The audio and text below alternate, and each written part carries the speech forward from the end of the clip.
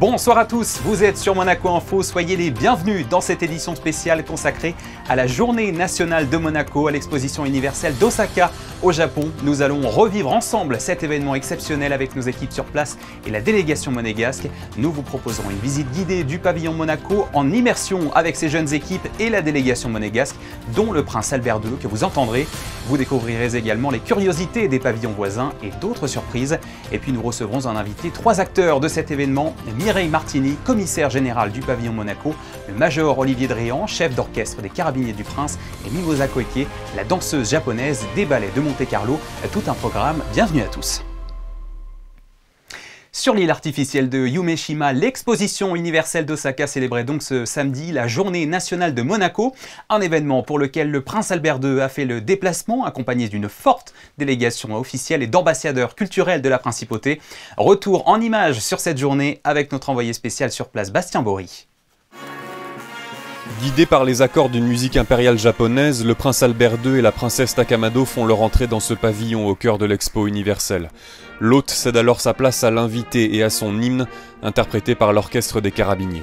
Sous le regard de centaines de visiteurs venus assister à la cérémonie, le prince Albert II dévoile ensuite la mission de la principauté lors de cette expo, celle de défendre une société plus responsable et un environnement plus durable au travers d'actions mises en évidence ici, dans ce pavillon monégasque.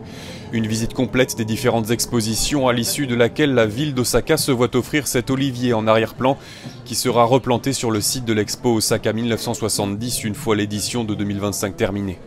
Après 20 ans de relations diplomatiques entre les deux États, Monaco prendra un peu plus racine au pays du soleil levant. Je suis très heureux d'abord du succès de ce pavillon qui, les organisateurs me l'ont souligné, est parmi un des pavillons les plus visités. On sent qu'il y a vraiment un très bon engouement. Comme vous avez vu, le nombre de visiteurs qu'il y a.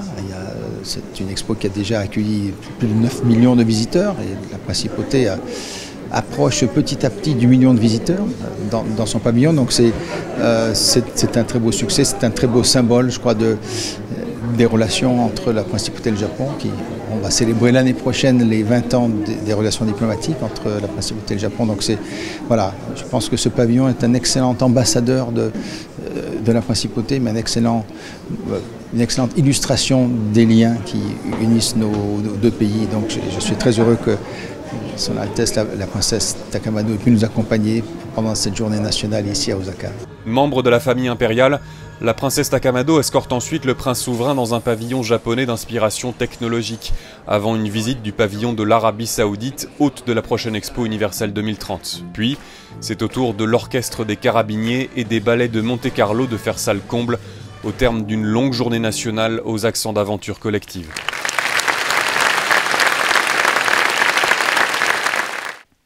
Je vous propose maintenant de nous arrêter sur le pavillon monégasque. D'une superficie de 877 mètres carrés, il est divisé en 7 étapes et animé par 45 personnes.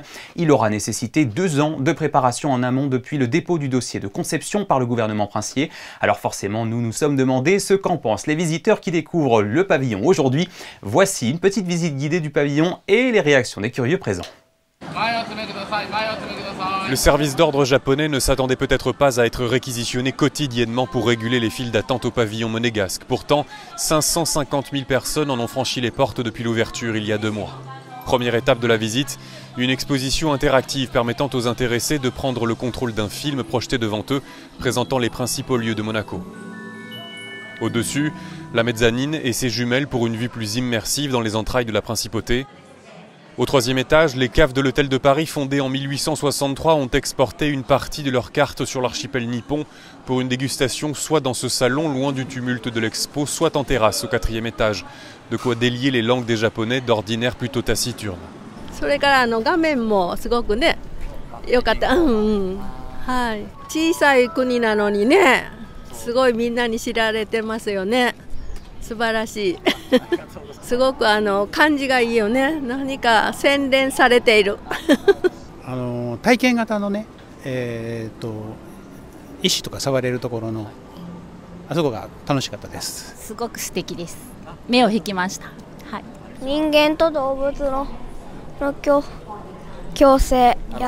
Dernière étape de cette visite éphémère pour un avenir durable, L'étape des luttes aux accents sous-marins sont projetées ici les silhouettes d'une partie des espèces aquatiques recensées par le musée océanographique et qui font l'objet de toute l'attention de la Fondation Prince Albert II. Connaissez-les, aimez-les, protégez-les. Et la personne à la tête de ce pavillon monégasque, c'est bien sûr son commissaire général, Mireille Martini, qui est en duplex avec nous depuis Osaka. Bonsoir. Bonsoir. Merci de nous accorder de votre temps à l'occasion de cette grande journée à l'Expo d'Osaka, la journée nationale de Monaco. D'abord, qu'est-ce qu'elle représente pour vous en tant que commissaire général? Écoutez, c'est un petit peu l'apothéose de notre présence sur l'exposition universelle. C'est d'abord beaucoup de travail, puisque nous avons une grosse et importante délégation de la principauté qui vient et est menée par le souverain. Et ça nous permet d'avoir des échanges avec les autorités japonaises. Et enfin, ça nous permettra de mettre à l'honneur la culture monégasque avec la présence des ballets de Monte-Carlo et de l'Académie Princesse Grace. Et bien évidemment de l'Orchestre des Carabiniers du Prince qui vont nous accompagner tout au long de cette journée. L'expo a ouvert ses portes il y a un peu plus de 2 mois. Est-ce que la fréquentation du pavillon Monaco est un motif de satisfaction pour vous? Écoutez, oui, on est plutôt satisfait au niveau de la fréquentation du pavillon, puisque au jour d'aujourd'hui, il y a à peu près 10 millions de personnes qui ont visité le site de l'expo, et nous sommes, nous, de notre côté, à un peu plus de 500 000 visiteurs et 170 000 visiteurs supplémentaires qui, grâce à notre QR code, ont perdurer leur visite de notre pavillon, ce qui prouve leur intérêt. Est-ce qu'il y a une particularité sur ces installations qui permet de faire une visite sans y être, une visite virtuelle? Tout à fait. On a, grâce à un QR code qui est sur une de nos installations, vous avez la possibilité de visiter le pavillon et vous avez également la possibilité de continuer l'expérience qui est proposée dans un de nos pavillons. Cette expérience virtuelle vous permet d'accéder à différents espaces de la principauté. Et ici sur place, vous pouvez le faire à partir de jumelles numériques. Et avec le QR code, on se rend compte que les visiteurs ont l'envie de continuer à poursuivre leur visite des différents sites de la principauté, puisque je vous dis, on a on n'est pas loin des 200 000 connexions. Y a-t-il un message en particulier que les visiteurs retiennent de notre pavillon? D'abord, ils sont impressionnés par la structure en elle-même du pavillon, puisque les retours des visiteurs, c'est qu'ils le trouvent extrêmement élégant et très paisible. C'était ce aussi ce qu'on voulait avec la création de notre jardin. Et ils sont très étonnés de voir tout ce que la principauté de Monaco, à travers le gouvernement, à travers surtout les actions du souverain, tout ce que la principauté met en œuvre en matière de protection de l'environnement. Qu'est-ce qui vous rend le plus fier sur ce pavillon en tant que commissaire et sur l'exposition en général, vous qui y avez passé beaucoup de temps? Alors je vais vous dire que je suis très satisfaite de beaucoup de choses. Non, je suis plutôt fière de voir que le message que l'on voulait faire passer à travers notre pavillon, de savoir porter la voix du souverain et sensibiliser le public à la protection de l'environnement, je vois que ce message est bien passé. Je suis extrêmement contente des relations que l'on peut avoir avec le public. On a vraiment beaucoup d'interactions. Il y a un côté très diplomatique aussi, puisque je rencontre très souvent les commissaires des autres pavillons, des autres pays, donc c'est important. Après, donc, je vous dirais, oui, c'est un petit peu un tout. Je suis fière voilà, je suis fière de ce qu'on a réussi à faire. Je pense que répond aux attentes des autorités qui nous ont confié ce projet. Et je suis aussi très fière, par contre, oui, des équipes de Monaco, des jeunes qui sont partis avec nous. Ils sont super impliqués, dynamiques et ils forment une super équipe. Et eux, oui, j'en suis très fière. Et justement, dans les coulisses de ce pavillon monégasque, nous l'avons rappelé au début de ce journal, ce sont 45 personnes au total qui travaillent ensemble chaque jour pour transmettre les messages de la principauté en matière d'innovation et d'environnement. La plupart sont des jeunes, vous l'avez dit, en fin d'études. Ils ont partagé leur premier retour d'expérience à Bastien-Bory, 2 mois après l'ouverture de l'expo. Nous allons tout de suite les écouter. Merci infiniment Mireille Martini d'avoir été notre invitée ce soir. Merci à vous. Quelques heures avant le début de la journée nationale monégasque, ce sont 877 mètres carrés qu'il faut draper aux couleurs de la principauté. Théo Bortolin fait partie des 45 membres du personnel du pavillon, il est l'un des 13 monégasques et il se sent ici un peu comme chez lui. Il y a du contact, ça c'est un truc où moi j'avais peur en tant que technicien de souvent être en back-office ou dans ma salle de réparation. Et non, en fait je peux vraiment être souvent dehors, parler avec les guides, qu'ils soient monégasques ou japonais, quand il y a des délégations, pouvoir être autour pour surveiller qu'il n'y ait pas non plus de problème. Donc voilà, il y a du contact social et le jardin me permet vraiment aussi de me détendre et de penser à la maison, d'avoir ce côté un peu nostalgique déjà du retour. J'en suis un peu fier, non pas que ce soit du chauvinisme ou quoi que ce soit, mais il se distingue pas mal par rapport à d'autres pavillons, que ce soit déjà avec ses terrasses. Il est divisé en plusieurs pavillons, dans le sens où en soi, on n'est pas juste dans un endroit enfermé. On a des jardins, ce qui n'est pas le cas de tous les autres pavillons. 6 mois de vie commune et de travail en équipe à 10 000 km de Monaco pour des jeunes qui découvrent un nouveau pays, tout en ayant à cœur de montrer avec ce pavillon les meilleurs atours du leur. Beaucoup de pavillons sont un seul bloc. Nous, on a plusieurs petits bâtiments, donc ça, ils apprécient énormément le fait que ce soit aéré, que tout le monde puisse y rentrer quand ils veulent. Et puis, il y a également les caves de l'Hôtel de Paris qui attirent énormément de monde, que ce soit les visiteurs ou même les autres délégations. Les sommeliers de l'Hôtel de Paris ont élaboré une carte en fonction des goûts des Japonais, parce qu'il faut savoir qu'ils n'ont pas forcément les mêmes goûts que nous en termes de vin. Ils sont peut-être plus sensibles au vin blanc, et après au niveau des vins rouges, ils sont assez amateurs de grands crus, on va dire. Et en termes de quantité de vin ingurgité, il y en a, si je puis dire, qui ont une sacrée descente. Un succès qui repose aussi sur la présence d'une vingtaine de Japonais au sein du personnel du pavillon, peut-être la clé de la réussite pour un pays de 2 km² seulement, mais qui attire 5% du visitorat total de cette expo d'Osaka. Vous l'avez vu au début de ce journal, d'autres monégasques étaient aussi présents au Japon pour représenter la principauté lors de cette journée nationale. Les Carabiniers du Prince, musiciens de l'orchestre, ils ont offert un concert. À cette occasion, notre deuxième invité de la soirée est leur chef, le major Olivier Dréan. Bonsoir. Bonsoir. Major, que représente aujourd'hui pour le chef d'orchestre que vous êtes de se produire sur l'événement d'ampleur qu'est l'exposition universelle d'Osaka? Ça représente avant tout un énorme challenge, mais aussi une énorme fierté. C'est une mission exceptionnelle qui nous est confiée et nous allons tout faire pour la mener à bien. Qu'avez-vous ressenti lorsque vous avez appris que l'orchestre se produirait lors de cette journée nationale? Alors le premier sentiment peut-être beaucoup d'excitation parce que la découverte d'une mission tout à fait hors norme. On change de continent, on aborde une culture y compris musicale complètement différente, donc un challenge fantastique.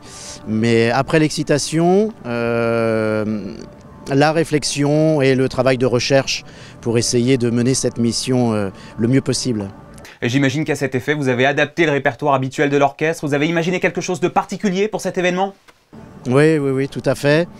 La première phase de recherche a été d'écouter énormément de musique japonaise, d'essayer de voir quelle était la tendance locale, pour à la fois apporter notre répertoire traditionnel monégasque, leur faire découvrir ce qui pour eux est exotique, mais aussi pour avoir la possibilité de leur faire un petit clin d'œil, de jouer à notre façon leurs musiques les plus populaires, les plus célèbres.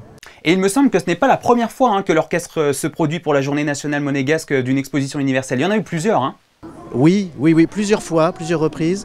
Moi, je ne me souviens que des 2 dernières pour y avoir participé, donc Dubaï et Milan. Mais je sais que mon prédécesseur avait fait Saragosse, donc ce n'est pas une première. Non. C'est une tradition, on pourrait dire, presque. Alors oui, une tradition, je ne sais pas. mon successeur ou mes successeurs en parleront, savoir si on arrive à tenir ce challenge magnifique sur une décade supplémentaire. Vous l'avez dit, l'orchestre des Carabiniers s'est déjà déplacé dans plusieurs pays, mais s'était-il déjà produit au Japon? Non, c'est la première fois au Japon, c'est la première fois en Asie. Ah, première fois en Asie, très bien. Et alors, une question un peu plus technique, est-ce qu'un si long déplacement peut avoir des incidences sur les instruments? Disons qu'une fois sur place, ça ne va pas changer grand-chose parce que nous n'avons pas de cordes, de violon, de violoncelle, de choses comme ça, donc des instruments en bois qui sont plus sujets au changement de température, au taux d'humidité ambiant, etc. Avec nos cuivres, trompettes, saxophones, trombones, nous sommes un peu passe-partout.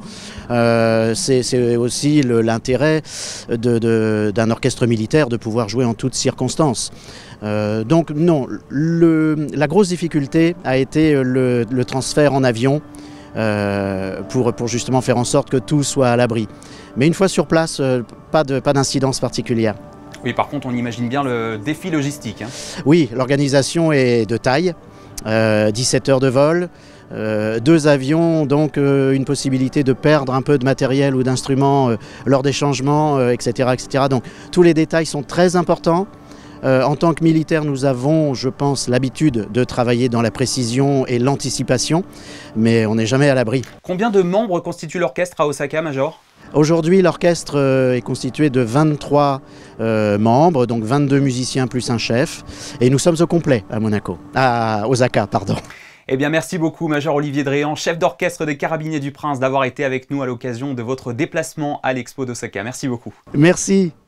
Près de 10 millions de visiteurs se sont déjà pressés aux portes de cette Expo d'Osaka. Parmi les moteurs de ce succès figure non seulement le pavillon Monaco que vous avez découvert tout à l'heure, mais également les pavillons français et saoudiens qui ont su trouver eux aussi leur public par leur originalité et avec elles quelques autres surprises que vous allez découvrir dans ce nouveau reportage de notre correspondant Bastien Bory. Regardez. Depuis la première expo de l'histoire à Londres en 1851, aucune édition n'a dérogé à la règle de mettre la technologie en avant. Et en 2025, les pavillons des pays les plus exposés au changement climatique, dont celui de l'Arabie Saoudite, ici à l'image, ne font pas exception. At the heart of the design of this pavilion, it's considered sustainability. We'll be reusing the material of the pavilion, and from the top of the ring, you would see at the top of our pavilion we have the solar panels. They are enough to power 30 small houses. And also by 2030, Saudi Arabia vision is to have 50% of its consumed energy based on renewable energy. Autre son de cloche côté français où l'on tente un pari artistique et une expérience basée sur la stimulation des sens dans un pavillon qui enregistrait déjà 11 milliards de vues dans les médias japonais un mois après le début de l'expo. Vous avez un pavillon qui est très féminin dans son architecture, avec des voiles blancs, avec une espèce d'alliance rose, là, ce fil rouge de l'amour de l'Akai Ito, des formes plutôt très douces, juste à côté d'un pavillon américain qui est très viril, qui a des angles aigus, qui est plutôt dans des tonalités noires, avec des écrans géants. Donc on aime, nous, ces contrastes-là. Pas la même façon de communiquer, pas la même esthétique. Et au-delà de ça, dans la scénographie, je pense que ce qui plaît beaucoup aux gens, c'est le fait de parler au sens et de parler à l'émotion. Parmi les inattendus, l'Ouzbékistan, dont le pavillon démontable a été récompensé par de prestigieux prix d'architecture, des prises de risque saluées par la directrice du bureau de promotion de l'Expo universelle. I think the expo will be a really perfect place to be an experiment on how we can change our future, not only on the Japan side, but there's 158 countries coming together to think about life, and so we can think about together using all our technologies and AI to make our lives better. Avec un objectif de 28 millions de visiteurs d'ici la clôture de l'événement en octobre, Osaka a fort à faire mais demeure optimiste bien que certains pays aient annulé leur participation compte tenu du contexte géopolitique actuel. Tout à l'heure, nous avons vu que les Carabiniers du Prince étaient présents sur l'île artificielle de Yumeshima pour la journée nationale de Monaco. Mais ce ne sont pas les seuls, les ballets de Monte-Carlo ont également fait le déplacement. Et pour en parler, nous sommes en duplex avec l'une de ces danseuses qui est également originaire du Japon. Bonsoir Mimosa Koike. Bonsoir. Mimosa, pour une danseuse japonaise des ballets de Monte-Carlo, qu'est-ce que ça fait d'être ici à Osaka pour la journée nationale ? Alors vraiment, je suis tellement heureuse d'être ici parce que déjà, bon, d'être japonaise et en plus d'être à Monaco pour 23 ans et de faire ce pont justement avec deux pays que j'adore, et bah, du coup je suis tellement heureuse d'être là. Bon, Osaka, c'est à peu près à 500 km de votre ville natale. Est-ce qu'au Japon, il y a une atmosphère naturelle qui fait qu'on se sent un peu partout chez soi?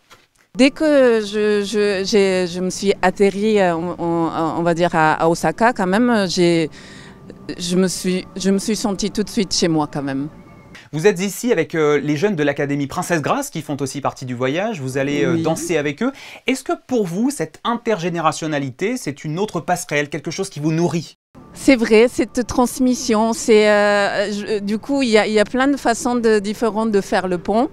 Et je suis aussi très heureuse d'être avec eux et puis de pouvoir aussi communiquer comme ça aussi avec ces élèves. Et puis je sens que ça va être un moment super magique au Japon avec les élèves, avec aussi la pièce de Jean-Christophe bien sûr. De pouvoir être dans ce moment ensemble, je pense que c'est super important et ça va être magique. Ouais. Et je crois que votre famille est là aussi, hein?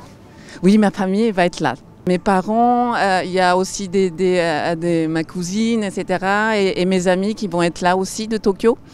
Donc je serai super heureuse. Oui, moment touchant, on l'imagine. Est-ce que dans votre carrière, vous avez eu souvent l'occasion de danser avec autant de gens autour de vous que vous connaissez? Parce que quand on danse de l'autre côté de la planète, on n'a pas le même public, à vrai dire. Oui.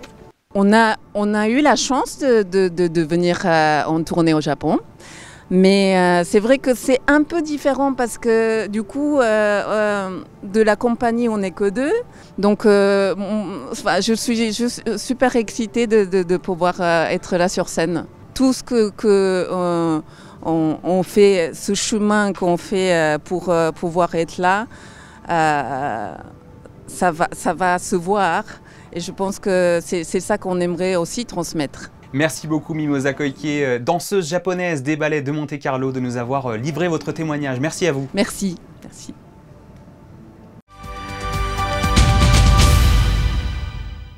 Et avant de refermer ce journal, 3 informations de dernière minute. En football, c'est officiel, l'international français Paul Pogba s'est engagé pour 2 saisons avec l'AS Monaco. Il est arrivé jeudi soir en principauté et a passé avec succès tous les tests médicaux. Le club a officialisé son arrivée dans une vidéo postée ce soir sur ses réseaux sociaux. En Formule 1, cette fois, Charles Leclerc a décroché la 2e place sur la grille de départ du Grand Prix d'Autriche de demain. Il partira juste derrière le Britannique Lando Norris et juste devant l'Australien Oscar Piastri. Et enfin, tout autre chose, le Monaco Convention Bureau, en clair l'activité congrès de la direction du tourisme de la Principauté, vient de remporter le prix du Best Convention Bureau lors des MySbook Awards 2025, une distinction qui relève l'excellence de la destination en termes de marketing, durabilité et innovation.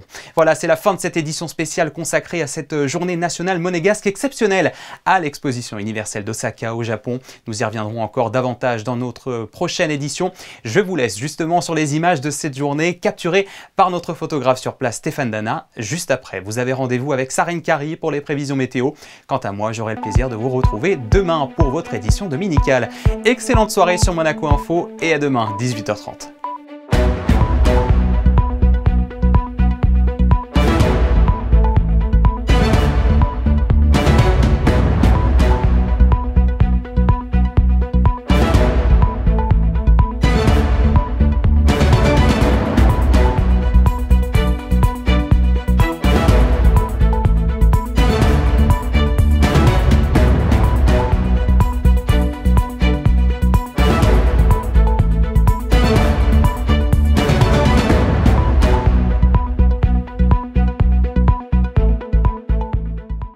Retrouvez la météo avec Suisse Courtage, votre partenaire de confiance en assurance à Monaco. Protection sur mesure pour particuliers et professionnels. Bonsoir à tous. Les Alpes-Maritimes et par extension Monaco sont passés en vigilance orange canicule ce midi. Météo France prévient, la nuit qui arrive s'annonce étouffante avec près de la Méditerranée des températures pouvant dépasser les 26 degrés pour la journée de demain. Le mercure, comme aujourd'hui, atteindra 25 degrés le matin, 31 l'après-midi à l'ombre. Si vous sortez, protégez-vous du soleil et protégez surtout les plus fragiles. Il est encore trop tôt pour déterminer la fin de l'épisode caniculaire qui devrait gagner un peu plus l'Hexagone au fil des heures. Enfin, ce dimanche 29 juin, pensez à souhaiter une bonne fête aux Pierre et aux Paul de votre entourage. Ça devrait leur faire plaisir. Belle soirée avec nous sur Monaco Info. C'était la météo avec Suisse Courtage, votre partenaire de confiance en assurance à Monaco. Protection sur mesure pour particuliers et professionnels.